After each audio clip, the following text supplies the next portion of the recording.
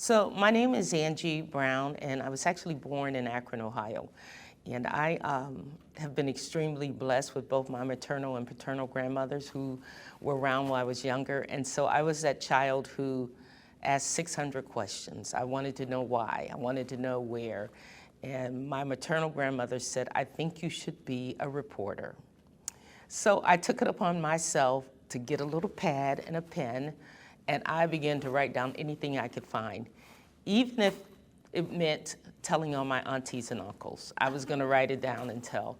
But one of the great things about it is that they always exposed me to different things that they could never be exposed to, which I'm very grateful for, because then I was able to pass that on to my own children. I started traveling from my earliest recollection at the age of 3. I remember getting on the train, going to Birmingham, Alabama to see my mother's family, my great-grandmother Pearl Lumpkin. And my mother was she was the first grandchild and the only niece of 5 uncles. And so that means I became one of their favorite nieces. So I loved going to Birmingham. The great thing about it is that I could remember the smells. I could remember the sound of the train. And even to this day, my mother says, "How do you remember all that?" I bring back things up from my childhood and traveling that they don't remember, or they'll say, "You know, I really forgot about that." And so that tells you how embedded it was in my spirit early. I can remember going to my father's hometown, which was in Eufaula, Alabama, which is very near Florida, and which was totally different from going to the city in Birmingham.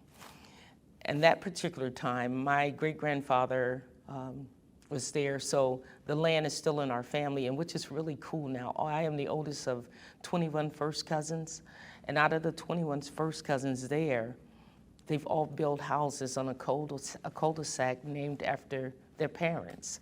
And so the traveling has always been everywhere. They've taken me all over the place, and one of the greatest things about traveling is that they never stop the exposure. And so my mother was that, if you could dream it, we could do it. And her thing was, it's time to take a nap. And I'd say, okay. And she'll say, well, where do you want to go? And I'll say, I want to go to Colorado.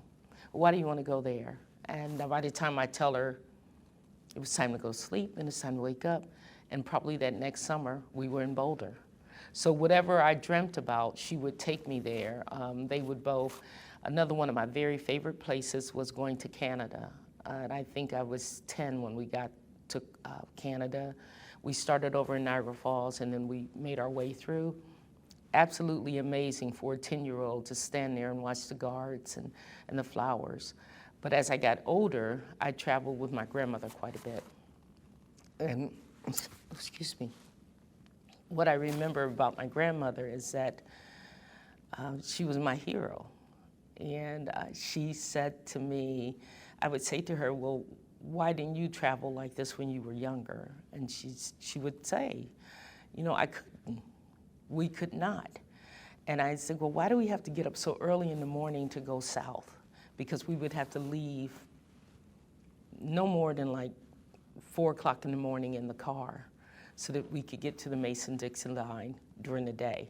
And I didn't know why, but I knew we had sandwiches, we had chips, we had juice, we had everything, and they would make sure those things were happening because I had no idea that we couldn't stop. And I remember my father had a brand new 64 Chevy, and we were going home, and he had, I say home, but we were going south, and he had just put new white wall tires on his car. And I was asleep, and when I woke up, police cars were around us. And my mother said, you just be quiet and just stay still. And it was, I found out later, it was because of the white wall tires on his car. No black man should have had a car like that.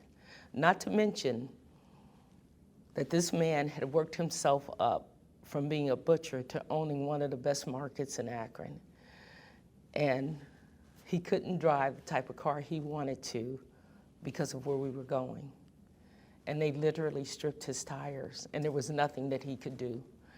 And I could see the anguish on his face, and he kept telling me, Ange, it's okay, it's okay, it's okay. And I just thought, this isn't fair.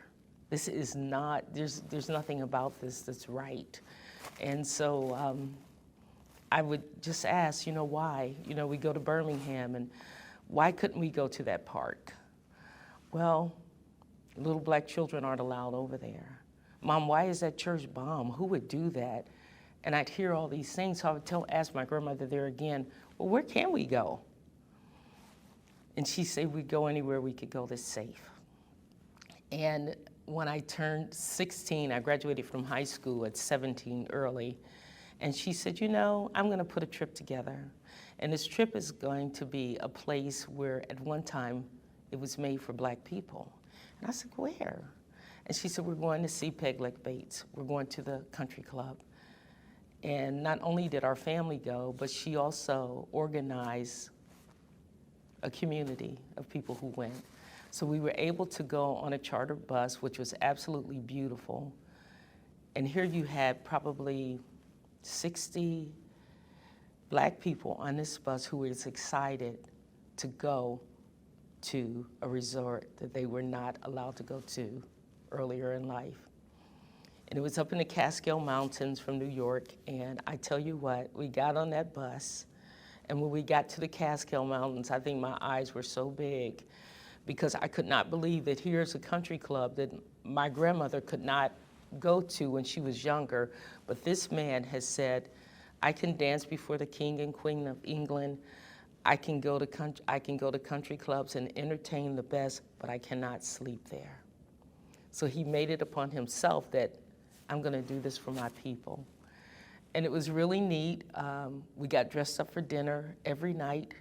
He came out and he danced, and he would wear his tuxedo. Went to church with him. It was all first class, horseback riding, swimming, tennis, and it was everything that my grandmother's age and those who were my mother's age were not allowed to do. Now, I have been lucky because I've been blessed. I was able to do some of those things, but to see these other people enjoying something that they couldn't do before was just amazing. And to see he spared no expense. I mean, Peg Leg Bates was not only a gentleman in what he did, he made sure everybody was okay. You had first class to your room, and your breakfast was delivered to your room. Your lunch was at a certain time. Dinner was at a certain time. You came to dinner fully dressed. You didn't come with, hey, I just got out of the swimming pool, just got finished playing golf. No, you were dressed. And these people dressed as though they were going to the most fabulous dinner, a five-star hotel that you could go to. And the great baby grand piano was there, his band was there. And it was just absolutely amazing to be able to play tennis, to be able to golf, and to be around other elites who potentially would not be able to go. So I've been able to travel and been blessed to travel all over, but that particular trip is embedded in my mind. And sit around the swimming pool, and I have a picture of my mom that's inside of one of those old little glasses. And she looks amazingly beautiful with this big smile on her face, and the picture of my grandmother with a huge smile on their faces. And it's like they're able to do something that they were not allowed to do. And our oldest daughter was a Division I tennis player, and I took my grandmother with us to Florida to watch her play in a tournament. And she sat in the car and cried. And I said, Nanny, what's wrong? She said, baby, do you realize when I was Aaliyah's age, not only did I not have a tennis racket, there is no way I would have been allowed in that club. So when I travel now, I always think about, I'm not only getting to do this for me, I'm about to do this for everybody who couldn't do it. I've picked cotton. I've had to get out of the car and pick some cotton out of a stranger's yard. Thank God they didn't shoot us, but it was because they wanted us to know, you know what? This is what we had to go through. You're traveling now, and you could feel the thorns on your fingers when you're literally picking it. And so I remind my children, who are now young adults, you guys, you're really blessed, because there's no way. You have been your passport looks better than most people could ever imagine. And so your grandmother, grandfather, great-grandmother, great-grandfather, they weren't allowed to do this. So I don't take it for granted, and I do love it. It's not a woe is me. It's more as, thank God, look where we've come from. And so because of these strong people that I was around, I get on the plane like the rest of them. And in fact, I want first class, you know? So I get to do that because my grandmothers didn't get to do it. I get to do it because I know how hard they worked. My great-grandfather and great-great-grandfather, I know what they've done. And so I don't take it for granted. I love to travel, but I'm grateful for every single experience that I had. I didn't have to worry about reading a green book, even though sometimes I wish we still had it, because I have walked in places and it's like, who are you? Why are you here? And it would be nice if I had a green book today for different things. So yeah, I'm excited. You ask me what questions you want to know, and I'll tell you. She played tennis for Coppin State University. So here's the other part of that. All three of my children had to go. They were required by myself and my husband to go to undergrad at a historical black college. You do what you want to do afterwards, but they were raised, I wanted them to know that they were not the only black people who could speak the King's English. And I needed them to be around their culture. So she was funny, she got accepted to Brown, Cornell. She's like, Mom, look. I don't care. But you could do what you want to do for graduate school, and she did. And my two youngest ones, they did the same thing. So I had one, she went to Coppin State University, which is in Baltimore, Maryland. My youngest daughter went to Jackson State, which is in Baltimore, Maryland. And my son went to Prairie View, which is in Houston, Prairie View, Texas. But the two younger ones played Division I golf. And she played, oh yeah, well, they both played golf and she played tennis. And so she's a doctor, my youngest daughter's a doctor, and my son's an engineer. And so, you know, they're pretty neat. I like them. I like them, regardless if they were, yeah, they're good, they're fun, so yeah. I was born in 1962, 62, so I'm right on that edge where I remember a lot, and there was still a lot that was going on, but yet coming out of it. So I think I was that end of the baby boom, that hoping that things would get a lot better and believing that they were.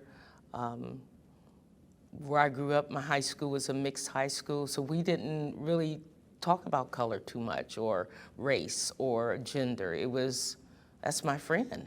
So, you know, so that's where I am. I'm a 1962 baby. So my mom came to Akron from Birmingham. Oh wow, this is great. She came from Akron to Birmingham with her parents for a better way of life. My father, believe it or not, he came from a pretty well-to-do background in Clayton, and there was a fight in a store. And it was 3 black boys, and he had nothing to do with it, but his father had heard that they were going to try to do something to him. And he put him on a bus. He put him on a Greyhound bus in the middle of the night, and he gave him money and told him, do not stop until you got to New York. He stopped.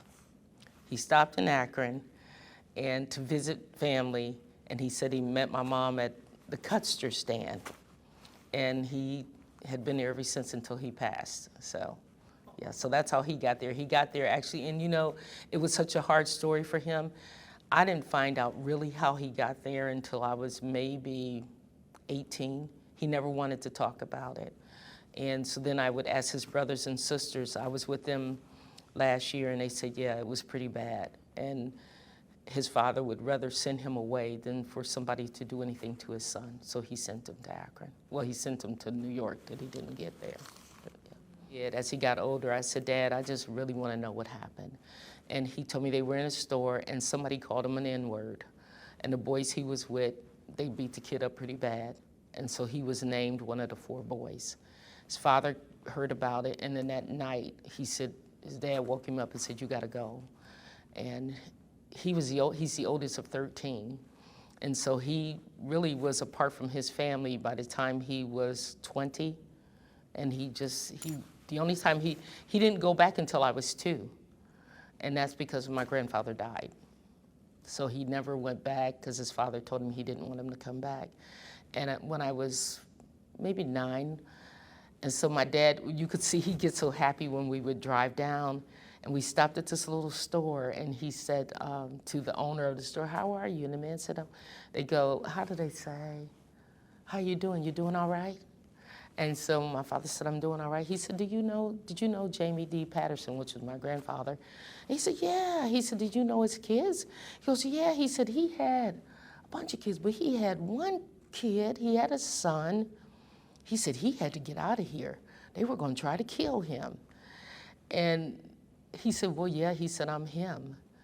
And you know, by that time, I'm like, "What happened, Daddy?" So he told me, and then he took me to the high school, and I got to see all his track awards where he had won awards. So he had a very promising future, even though he did well in life, but he had to be uprooted because somebody wanted to kill him. And so it's so far-fetched from our minds now that, wait, I got to put my son on a bus and don't you stop? I can't even imagine, and my son is 30-something now, and I just cannot imagine telling my son, "You got to go," because they want to harm you. He had never been outside of Clayton, Alabama until then. So it sounds like he went on to be very successful. He did. He did. He did not get a chance to go to college, but he worked at a little meat market, and I remember it was called the Tasty Market. And he learned how to cut meat. He was an apprentice. And then when the gentleman died, he purchased the meat market. And after that, he purchased a grocery store. So he did well, considering. He really had no guidance from that point on. You know, he did extremely well. My neighborhood actually is funny because my grandmother her house was in the city. It was right in the urban city, and we lived on a hill. And I had more fun in the city than I had in the hill because, you know, they were gonna open up the fire hose, and when it's hot outside, you're gonna run through the water, you know, you're gonna eat, you're gonna have fun. And then where I grew up was a little more sterile. It was a little more prim and proper. And so I think I was at my grandmother's every day during summer break because I wanted to go hang out and have fun with all the kids and learn the new dances and run up and down the street. So yeah, but it was a great time for me growing up. I think there were probably a lot of microaggressions that I didn't realize because I was just protected so much by my parents. And after I think about some things that people have said to me, I thought, well, hey, that wasn't right. But it took me a while to get there, and that's not what I wanted for my children. I wanted them to be able to defend themselves, and not, you know, I don't mean violently, but to be able to stand up for what they believe and not be afraid. And I think when I grew up, it was more of a yes ma'am, no ma'am, yes sir, no sir. And it wasn't so much of, like you hear now, well, this is what I believe, or this is what, it was just, you just go along to get along, regardless of who it was. If it was a neighbor, if it was a school teacher, you really didn't come back. And it wasn't, honestly, I didn't raise my kids like that, but it wasn't until I really went to graduate school that I really found my voice, that I could say to you, I don't believe what you're telling me, and it's not right. So I think we all have a point in our lives where we find out who we are, you know, deep down inside. But when you could critically analyze and say, this is what it is, and understand what I'm saying, that I'm good. And that took a while for me because I was that child that was, yes, no, you know, let's just be nice, let's play nice. So those microaggressions I never knew until I got older. And you know, now I listen to my young adults and I'll say something, oh, Mom, that wasn't right. You took that? And I'm like, well, yeah, I did, you know, until I was able to say, no, that wasn't right. I didn't have to take that. So, yeah. Siblings? I do. I have a brother and a sister, and I was alone for 10 years by myself before my sister came, and 12 years before my brother came. And so, So that's why I was always with my grandmother. And that's why I was around all the adults, being the reporter, telling on everybody. Yeah, telling my grandmother, I heard them say, or so-and-so was smoking. Yeah, I was by myself for a while on both sides. So on both of my father's side and my mother's side, I was the only grandchild for a while. Totally rotten, which was probably another reason why my voice was not developed as well, because I depended on everybody else to take care of me. I graduated in 1980. My high school experience was absolutely wonderful, and a lot of my friends, we talk about it now. It was probably 40-60 because it was a college pre-career. So we came from all over the city. So I met friends that I didn't know from the west side of town who were from the east and the south side of town. And we all became friends, black, white. I don't think we didn't have very many Asian, but we just thought we got along. The kids that smoke, you were like, oh, those are bad kids. They're outside smoking, you know? But we didn't have racial tension, and which is, I don't know if there again, nobody voiced their real concerns, but there was not a lot of racial tension in my high school at all. It was a little bit of a rude awakening for the rest of my life. My first degree is in nursing, and I was probably the first black nurse at Humana Hospital and in Louisville, one of their hospitals in Louisville, with a bachelor's degree. And I was on the floor, and I'm a pretty happy-go-lucky person, labor and delivery, and so we got a lot of the women who were having a lot of women issues too. And I went in that night as a charge nurse, but we were short-staffed. So I put on my lab jacket, I go into the room and I introduce myself, and the gentleman said, I don't want you taking care of my wife. And I said, can you tell me why? I don't want a darky taking care of my wife. And I said, well, sir, you know what? We're short-staffed. I said, so what do you suggest we do? I want to talk to your manager. I said, okay, I think she's out of her office, but she'll be back in about a half an hour. Go talk to her. And I just kept taking the vitals. I went back in the office, took off my lab jacket, sat at the computer. About a half an hour later, knock at the door. And he opened up the door. He said, well, I'll be, I didn't know you were the charge nurse. I said, yeah, I am. So what's your problem? You know, so literally, he did not want me to touch his wife. And this was in 1983. This was in 1983. I had more things like that happen in the hospital than ever in my life. We had a little girl who came in and she was 15. She didn't tell her parents she was pregnant. She was a little overweight until like the week before. There again, I happened to be the charge nurse, and literally she's screaming and hollering. Her mother, her stepfather, and her father were in the delivery room. That was the days when you take everybody back and you go up that big light and all, right? Totally different from nowadays, the beautiful, beautiful rooms. And she's screaming and hollering. We get her to calm down, and we all have our mask on, and this baby comes out nice and brown. And then all of our eyes kind of locked up at each other, and kind of, you could see our eyes kind of like, kind of giggle. And the father said, well, what the? And he's cursing. This is her dad. He walks out, and I'm taking the baby in the isolate back to get it cleaned up. And she was the prettiest little girl. She was gorgeous. And they're banging on the window, what color is that baby? And I said, pink. And we get the baby cleaned up. She goes to the room. The mother would come and bond with the baby when her husband or her ex-husband wasn't around. But they told her that if you come home, the baby can't come with you.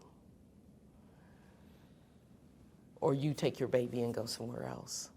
She finally told who the baby's father was, and here comes this little black boy with his mom. And one thing I can say about most black mothers, they're going to take care of what's theirs. And the mother said, well, we'll take her. Well, because she was underage, they couldn't sign, her parents had legal custody, and they refused to sign the baby over to the woman who wanted the baby.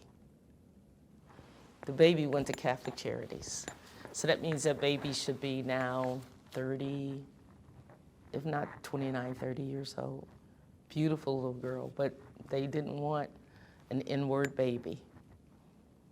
So, you know, I've had more of those things as an older person than as a younger person. I think, as I said, my parents and grandparents really shielded me from a lot. And as I got older, I thought, I don't believe this. I can't believe this. But I never shielded my children. I just kind of tell them, hey, this is what it is. You know, it is what it is. And especially my son. And I would tell him, you are one beautiful black man, and you got a little earring in your ear. Nobody cares that you have a good job. All they see is the color of your skin. And unfortunately, they don't care that you can hit that golf ball. They don't care that you're an engineer. They just see you as a threat, as a black man. So you have to always be on guard. And unfortunately, even when he would travel, I would be up all night praying. You know, thankful that he was on a plane instead of driving with his golf items. And so you still get that queasiness or uneasy feeling, even though he's a grown man now, you know. So yeah, 3. I have 2 daughters and a son, 3. And I got 3 grandbabies. Yeah. My oldest is 34. She's 34. She's an international curator, and she's a tenured staff. My second one is 30, and she works for the state of Ohio with the governor for women's health. And then my son is 29, and he's an engineer with Procter & Gamble. So I got a husband too now. You do have a husband? I got a husband. Okay. Yeah, Tell me about him, too. Oh my I God, wanna know he's a cutie. I don't know what to ask you. He's a cutie. He has a great background. We were able to trace. Regal as you deserves a cutie. Oh, well, he is. Guess what their anniversary is that they're celebrating today? No, tomorrow. But he could trace his history back really well. Actually, our son should have been the 4th from him, but he has an uncle who was paralyzed and he couldn't have any kids, so he asked me would I name my son after him. So he has his full name. But the great thing about it is that he's named after 6 other Williams that he's named after, and we have a copy of the slave papers where he bought his freedom. So, you know, my son was like, I'm gonna change my name I want to be named after my dad. And after he got older, and he started saying, no, you got something to be proud of. But yeah, he's a cutie. I call him my butter cookie. Yeah. What anniversary are you celebrating? 39. I know. We met at Central State University, 1981. Right when I got to school, I wasn't supposed to date. Yeah, I wasn't supposed to. And How'd that work out? yeah, I did. I didn't tell that. I didn't tell my mom that one. But yeah, I did. And so, yeah, I like him. I left Akron in 1980, right after I graduated from high school. So I was 16. Left Akron to go to Wilberforce, Ohio. Stayed there. Then I was in Louisville, Kentucky. From Louisville, Kentucky, we got transferred to Columbus, which I was really happy because we would be back closer to home. And then from Columbus, we've been here, that he promised me that this would be a stop, drop, and roll. And 34 years later, we are still here. So this is home. And, you know, God has a place for everybody. So this is where we are. Yep. You know, what was really funny when she showed me, I had to be at the hairdresser every Friday, and Miss Cora was in the Green Book. So she was someone who was in the Green Book, her and her sister, Miss Ophelia. And Miss Ophelia is still living. I think she's like 98. And she's NAACP queen. But they were in the Green Book. And I visited, in Tennessee, there's a restaurant, I can't remember the name of it, but I've tried to like look on the Green Book and see the things that were still established, the establishments that were still open. So I like to go and see things like that, especially up in the DC area. And Yeah. How did you become aware of the Green Book? My mom. They were very good about keeping books and things around, and so that was one of my big questions, like, what is this? And at first, when I was younger, I used to get it confused with the green stamp book. I don't know if you guys are too young to remember that, but you could collect stamps to get gifts. And they were like, no, it's called the Green Book, and then that's how they told me. So I would be fascinated by that.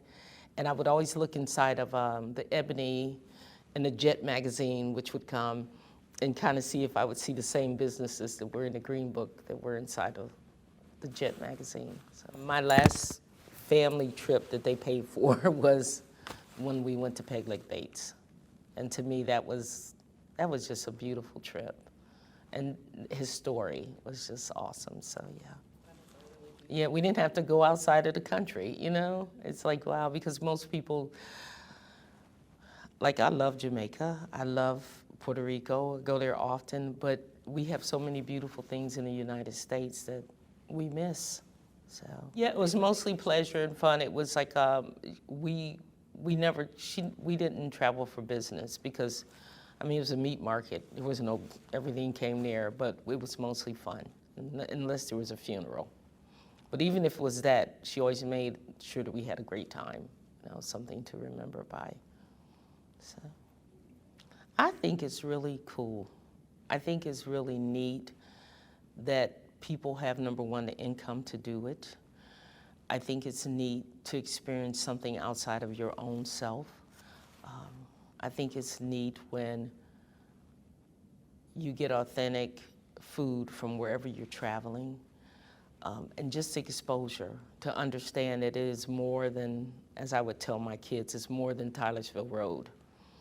You know, there's life outside of Westchester, and so for them to be able to go places, and they've been places that we've not taken them, I think it's really neat. And when they come back and tell me, you could just see, oh, Mom, you know, and I learned this, and then I had this, or I ate this, and it's pretty neat, you know. So I think every child needs the ability to travel. I really do. Be it a train, a bus, a plane, a car. I just think that it's neat. And as I get older now, I don't want to get on the plane anymore. I want to get on the train. I want to be able to relax. I want to just woosah, you know. So I think we go through stages, you know, where we want to do different things. But right now, my travel is more for relaxation, just my husband and I. So, yeah. Where's your favorite place to visit? Now? Sure. Ever? Ever? I love San Francisco. Why is that? I love the whole vibe. I love the atmosphere.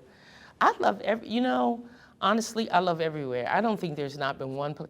I love driving to Fort Wayne. And I mean, it's not like Fort Wayne is this big place, but on the way we stop, and I just like travel. I love to see different places. So I like tomorrow, I think tomorrow we're gonna go down to Kingland. And I love the horses. I love the grass. There's something about, at a certain age for me, is that I'm just gonna enjoy wherever I travel. If you just say, Angie, meet me across the street, let's go. Yeah. I do know when my grandmother's brothers would come to Akron, it was always the biggest treat. It was the biggest treat. You knew they had a long drive, and you see all the cars lined up on her street because her brothers were coming, and they laid out the red carpet, and it was just fun seeing family near and far, and everybody singing and having fun. And the fact of, they could have been beat down, they could have got their tires taken, anything, but when we all got together, it was just a joy. It was just joy, you know?